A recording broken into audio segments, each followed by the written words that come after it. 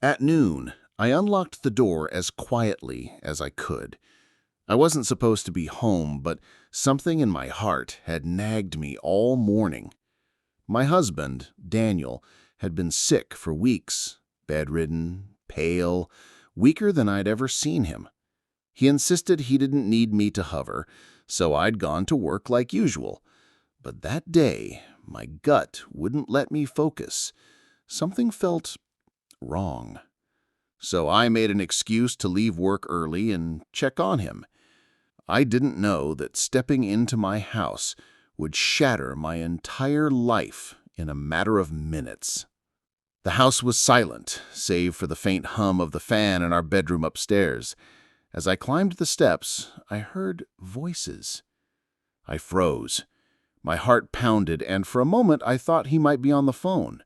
But then I heard her voice, a woman's, soft, familiar in a way I couldn't quite place, laughing low and secretive.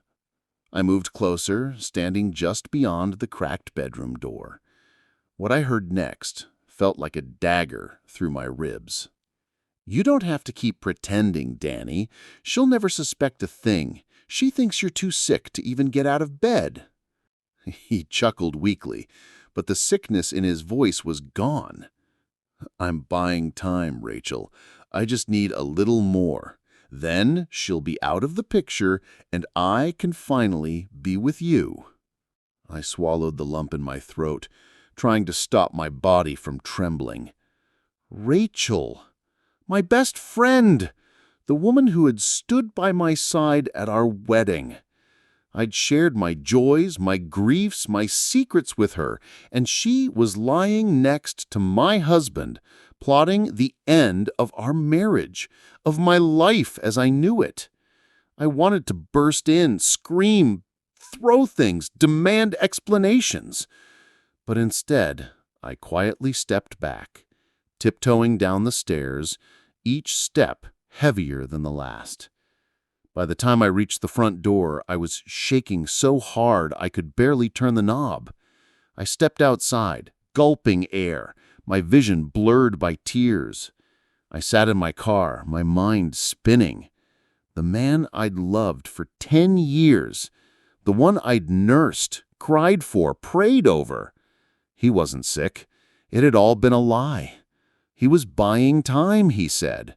Time for what? To divorce me? To take everything we built together and hand it over to Rachel? I drove aimlessly for hours, not knowing where to go. My mother had passed away years ago, and my father was a distant, cold man who'd never approved of Daniel. I didn't want to burden friends, especially since I wasn't sure who I could trust anymore. Eventually, I parked by a quiet lake where Daniel and I used to picnic before life got so complicated. I stared at the water, remembering the promises he'd made. In sickness and in health, he'd vowed. What a joke that turned out to be. The next day, I returned home. I walked in as if nothing had happened, forcing a smile, bringing soup and medicine. I watched him pretend to be weak, watched his eyes flicker with fake exhaustion. I wanted to confront him right then, but something inside me told me to wait. For weeks, I observed. I kept notes, took pictures, tracked their secret meetings when he thought I was at work. I wasn't just heartbroken anymore. I was determined. I didn't want revenge, but I needed clarity, closure, and the strength to leave without regrets. One afternoon, I gathered everything. Photos, voice recordings, messages I'd secretly forwarded from his phone. I confronted them both in our living room. The look on their faces was priceless. Daniel stammered. Rachel turned pale. They tried to spin it, of course. He was sick, but she was just helping. She was comforting him. Lies layered upon lies. I threw the evidence on the table. There was nothing left to deny. I told Daniel I was leaving, not because I was weak, but because I was worth more than his deceit. Rachel wasn't even worth my words. I left them standing there, stunned and speechless. The hardest part wasn't walking out. It was rebuilding myself afterwards. The nights were cold, the bed emptier than I imagined. I questioned my worth, my decisions, my ability to trust. But slowly, life whispered back to me. Friends reached out, old passions resurfaced. I started painting again, something I had abandoned years ago for the sake of his dreams. I joined a local art group, and with each brush stroke, I painted not just colors, but healing onto my soul. Months passed. One day, an art exhibition accepted my work.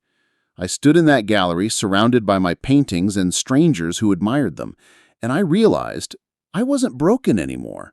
I was alive, whole, new. Daniel reached out once. He called, apologizing, begging for forgiveness, but his voice meant nothing now. I had grown beyond the woman who needed his validation. I thanked him, not for the apology, but for setting me free in the ugliest way possible. My story didn't end in betrayal. It started there. The betrayal wasn't my destruction, it was my rebirth.